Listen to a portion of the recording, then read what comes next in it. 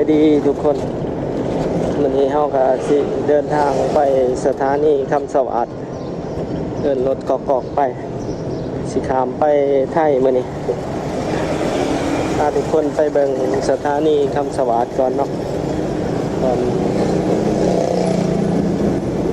ก่อนไป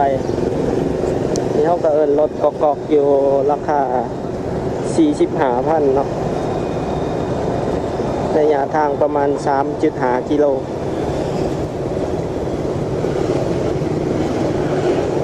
เดี๋ยวไปเบิ่งกันอยู่สถานีทุกคน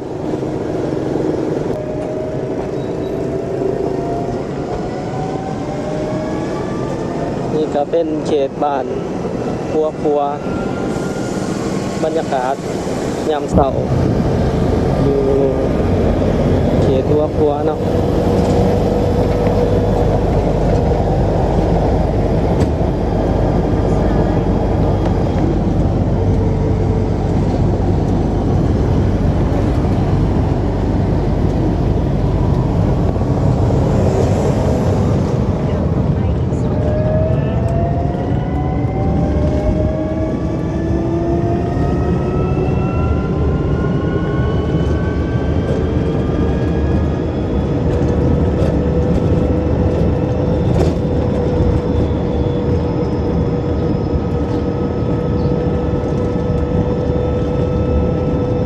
ช่วงนี้รายได้ดีป่ะ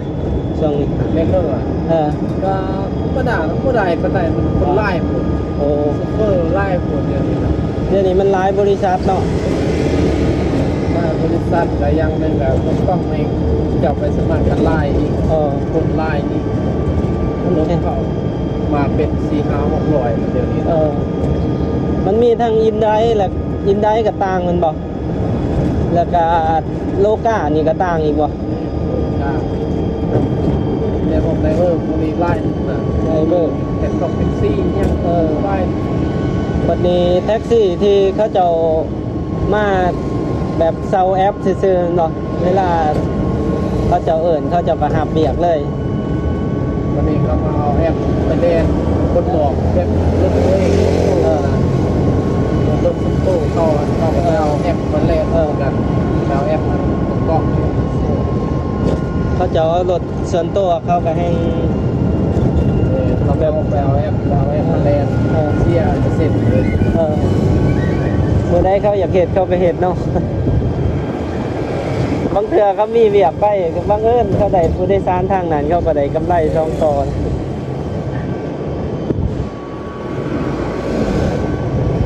นี่นนขอทุกคน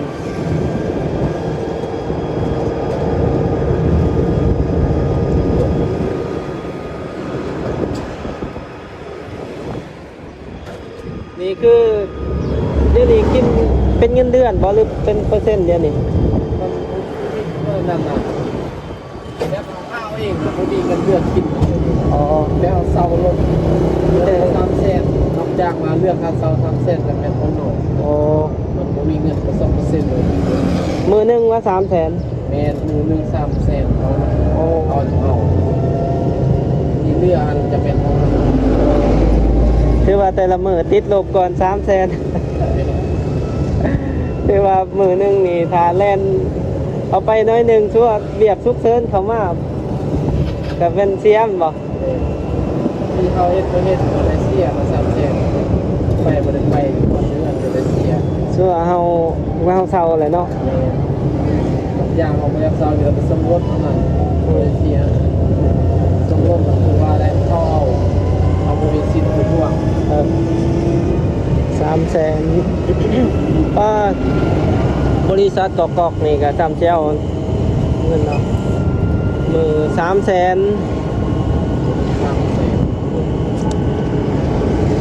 เดือนหนึ่ง9 ล้านเดือนหนึ่งก็9 ล้านปีหนึ่งก็จากว่ามันได้ทุนกับของรถเนาะถือว่ามันได้ทุนของรถอันนี้แล้วปีต่อไปก็ถือว่ามีแต่มันจะเก็บแต่กำไรอย่างเดียว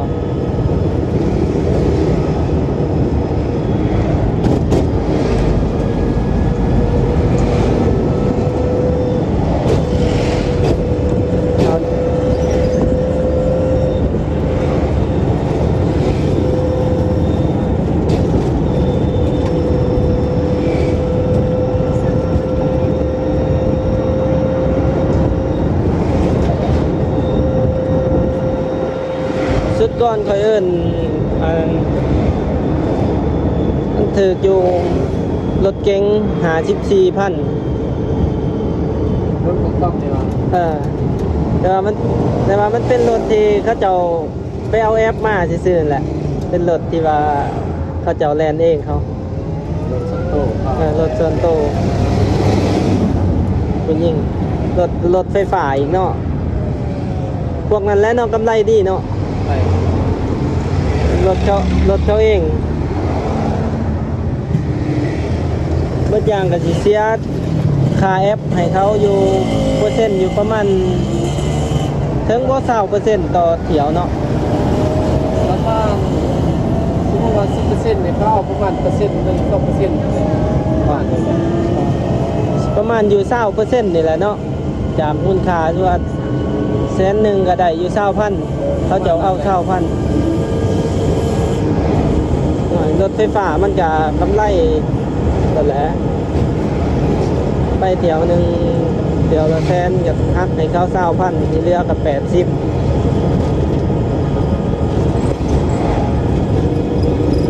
เป็นเขตบ้านคำสวัสดิ์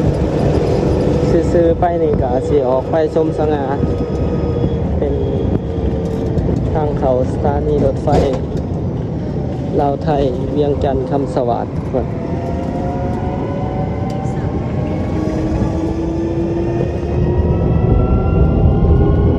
เนาะล่างรถไฟมันสิมาสุดอยู่บนส่วนของทาง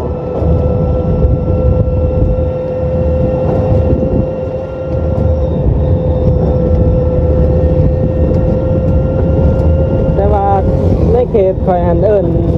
รถอันนี้หันส่วนร้ายหันว่าอยากได้ปันได้อยากสาส่วนร้ายเขาบอกคอยไปจอดแถวน่ะ เนี่ยได้รถมันน้อยอยู่ข้างหลัง เจ้าสุไลอยู่ทางนี้เลยครับตลาดเสาทางไอติกนี่เลยทางเก็บข้องไล่ทางนี้เป็นง่าย คอยเอิญเพื่อละเทือเอ็มบอกคอยเอิญเพื่อนี่ หน้าที่ก็ต้องคอยขึ้นรถอยู่ประมาณ9:30คนน่ะ อันนี้ยูมอนนี่แต่ก็ยูรถสง่าบาท มาเฮ็ดอันนี้ได้จักเดือนละ ปีป้าย มีป้ายโอ้ แต่เจ้าคิดพี่ เฉลี่ยเดือนหนึงได้เท่าใดเฉลี่ย เดือนนึงบาทมันบ่คือคนอื่นอ่ะคือคนอื่นเขาได้เลยอันนี้แบบออกสวยก็สิเด่นเที่ยวแรงๆแล้วนี่นะออกสวยก็บางเทื่อก็เลิกได้เวทแล้วนะมันคือเข้าตื่นเช้าเลิกดึกสินะ ประมาณเท่าใด เทียบเข้าก็ได้แล้วมือนึงเข้ากันย่างไรกันน้อยนึงกับเรื่องค่าเศร้ากับประมาณ200,000-300,000ซ้ำนี่แหละ เดือนหนึงก็บ่รุด7ล้านติ ที่ใดอยู่ประมาณ ประมาณ7ล้านนี่แม่นบ่รุดเนาะแต่ละเดือน ประ เนาะ มาณนั้นคือเข้าได้เนี่ยเอาเดือนหนึง10 ปลายล้าน10 ล้านอยู่เท่านั้นเพราะว่าก็ขยันมันเปลี่ยนให้กับเพื่อนเศร้า เอาตัวนี้เป็นเวียกรักติ แม่ จะเฮ็ดตัวนี้ ตัวนี้นั่นแหละ อ๋อนี่เป็นเวียกรักเนาะก็ดีเฮากับเวียกอิสระเนาะเฮาอยากเฮ็ดก็เฮ็ดเฮาอยากเฮ็ดไม่มีใครบังคับเฮาสบายใจ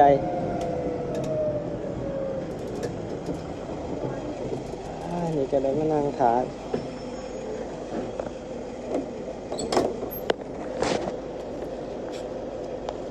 ต้องเดินไป ใช่ นั่งถ่ายยันเอินรถบ่ได้ก็เลยเกินเพื่อนั่งผู้โดยสารนี่วะที่ผู้โดยสารเอินรถต่อ อยากเป็นผู้เข้าไป พอขอบใจเอาขี่รถกอกๆมา45,000มาถามื้อนี้ก็สิเดินทางไปกรุงเทพทุกคนสิเดินทางไปกรุงเทพแต่ว่าสิไปขึ้นยนต์อยู่อุดรเนาะเป็นอันประสบการณ์ครั้งแรกที่สิได้ขี่ยนต์ ก็เลยฝ่าวมาเนาะเพื่อสิไปอุดรไวๆยันตกเครื่อง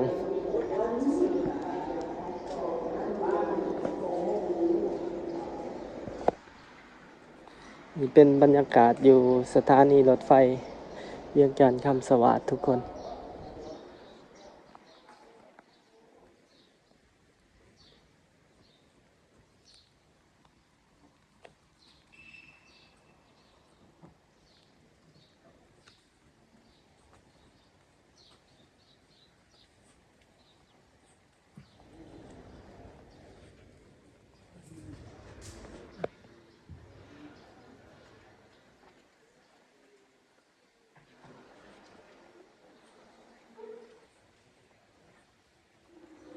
โล่งๆเนาะมันนี่ประมาณ9:30รถไฟจะเข้ามาเราจะเดินทางเที่ยว9:35นอกข้างในสถานีก็สิมีห้านขายซิมของแต่ละเครือข่ายสิมีเครือข่าย T-Pass หลักเจ็ดแล้วก็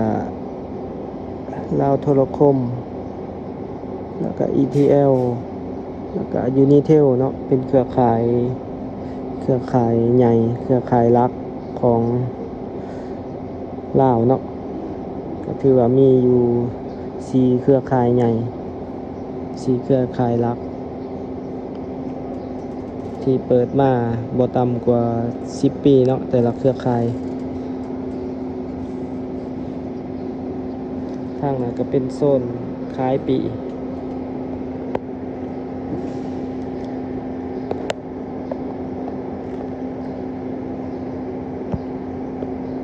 นี่รถไฟที่เดินทางมาจากกรุงเทพฮอดแล้วเนาะเที่ยว9:00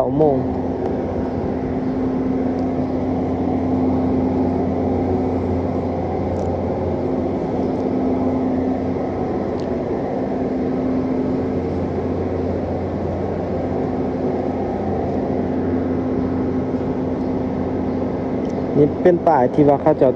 จัดงานตลาดนัดเนาะอยู่สถานีเป็นงานอีเวนต์ตลาดนัด28วันที่28ถึงวันที่9ถือว่ามือซื่นเนาะกำลังแล้วมือซื่นเป็นบรรยากาศอยู่ที่สถานี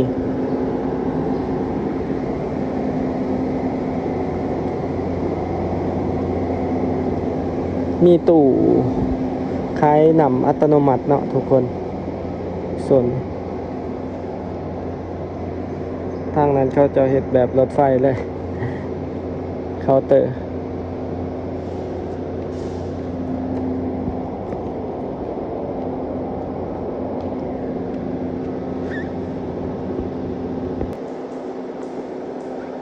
ตัวนี้เป็น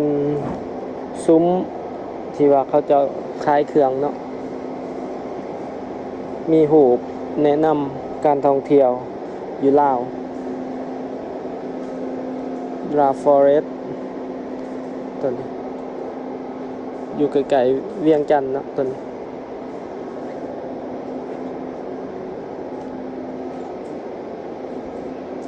ัวนี้อยู่ท่าแขกตัวนี้ The Rock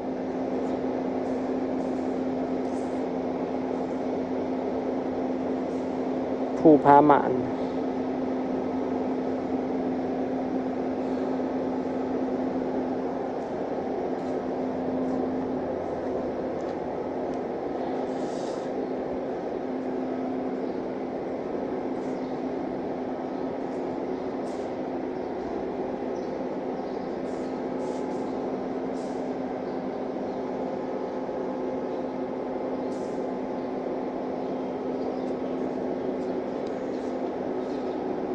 นี่ก็เป็นบรรยากาศเนาะทุกคนอยู่ที่สถานีรถไฟเวียงจันทน์คำสวัสดิ์ เดี๋ยวไปเบิ่งตอนเฮาเดินทางเนาะออกไปอุดรตอนนี้ก็ถือว่ารถเข้ามาผู้โดยสารก็จำพาสปอร์ตเนาะเป็นโดยสารขาเขาทางนอกก็มีรถตู้มีรถส่วนตัวต่างๆเขามารับผู้โดยสาร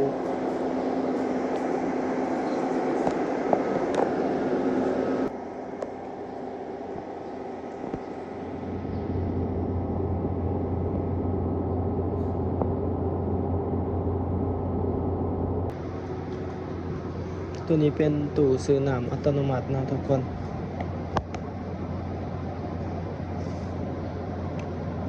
สามารถเลื่อนเอาเบิ่งเมนู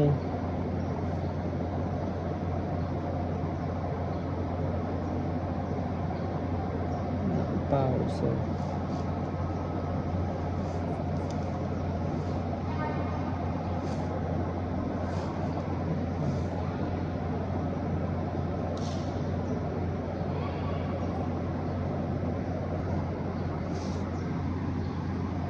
เนาะสแกนจ่ายด้วย BCL แต่มาแล้วทุกคน 6,000 เนาะเป็นซื้ออยู่ตู้ขายน้ำอัตโนมัติตัวนี้เราอยู่พันที่2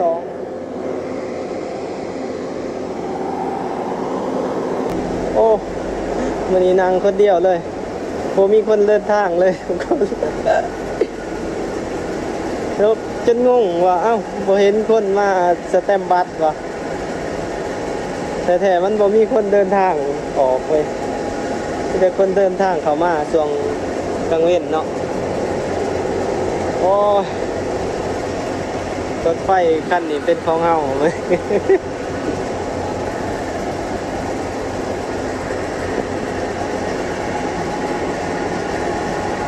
เลยมาบ่เห็นไผมาสแตมป์บัตรขึ้นรถไฟคิดว่าเขาเจ้า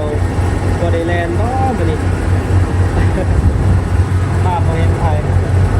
ขึ้นมารถไฟลงเลยทุกคนงงเลยว่าคิดว่าบ่มีคนเดินทางคิดว่าเขาเจ้าบ่ทันเปิดบ่หรือจังไดแต่แท้คนมันเดินทางหน่อยทุกคน งงเลยคนเดินทางเข้ามาหลายกว่าคนเดินทางออกเนาะส่วนใหญ่สิ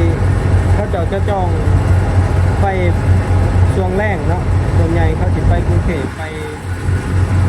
เดินทางไกลช่วงกลางเว้นบ่ค่อยมีคนเลยมีแต่ผู้โดยสารเดินทางเข้ามาตอนนี้เขาสแตมป์บัตรบ่ทันแล้วสแตมป์หมอบ่แม่นใส่ก็ยืนย่างถ่าอยู่แถวนอกเนาะคิดว่าเขาเจ้ายังบ่ทันเปิดสแตมป์บัตรแต่มันบ่มีคนนี่เบิดคันเลยบ่แม่นใส่คนเดียวเลยโอ้โหจองรถไฟไปคนเดียวเลยวังเวงเป็นสถานีโอ้มื้อนี้บ่มีคนเดินทางเลยวันอังคารบรรยากาศรอบๆสถานีรถไฟเวียงจันทร์คำสวัสดิ์ตอนนี้เวลา9:30ทุกคนอีก5นาทีเนาะรถจะออกนี่ก็เป็นบรรยากาศวิวทิวทัศน์รอบๆสถานีทางด่านชานชาลาทางนั้นสิเป็นบ้านเฮือนประชาชนเนาะบ้านคำสวัสดิ์ต่อกับบ้านสมสง่าโอ้มื้อนี้คนเดินทางขาออกตอนเช้าน้อยสุดทุกคนเบิ่งนี่โล่งเลยมีแต่เฮาคนเดียวเลยเดินทาง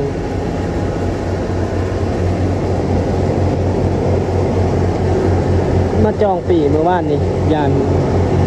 ปีเต็มสำหรับมาบ่มีคนเลย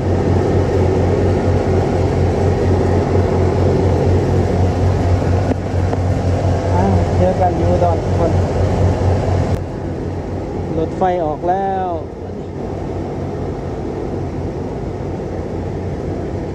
บายบายเวียงจันทร์พบกันที่อุดร